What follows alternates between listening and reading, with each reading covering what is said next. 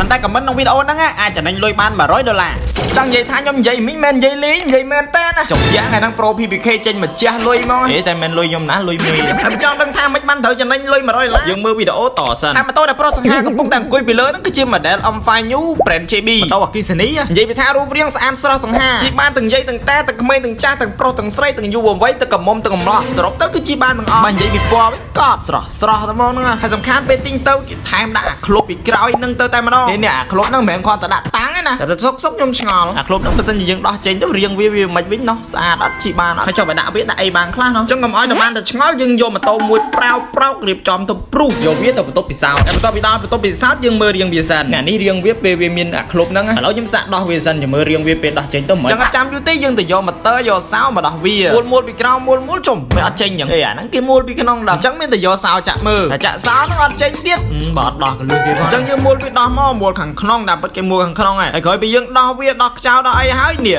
រៀងវានិយាយពីថារៀងវាស្អាតដែរតើខ្ញុំមើលហើយចូលអង្គុយបានម្នាក់ទៀតនេះបើនិយាយទៅរៀងវាស្អាតមកបែបម្នាក់ពីពេលដែលយើងដាក់ឃ្លុបហើយនឹងអត់ដាក់ឃ្លុបតែបើមើលទៅអារៀងពេលដាក់ឃ្លុបវាសមជាងតែបើទិញទៅហើយគេឲ្យឃ្លុបទៅហើយដាក់បងប្អូនគេ free ឲ្យស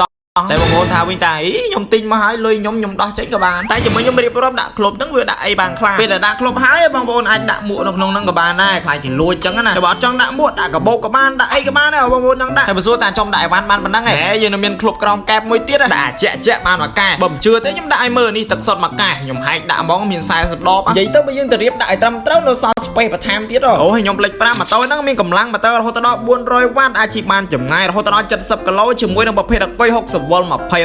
ងបងប្អូនអាចជិះបានលបឿនរហូតដល់50គីឡូម៉ែត្រក្នុង1ម៉ោងមានការប្រើប្រាស់ជាមួយនឹងប្រព័ន្ធតេឡេបងប្អូនអាចធ្វើការបញ្ជាពីចម្ងាយបានប្រើសោក៏បានដែរប្រើប្រាស់ជាមួយនឹងប្រព័ន្ធការពារសុវត្ថិភាពការពារពីការលួចអាចជិះកាត់ភ្លៀងក៏ដូចជាលាងទឹកបានធម្មតាព្រមទាំងមានការធានា1ឆ្នាំទៅលើម៉ូទ័រនិង1ឆ្នាំទៅលើអគុយហើយរឿងដែលបងប្អូនចង់ដឹងថាចំណេញ$100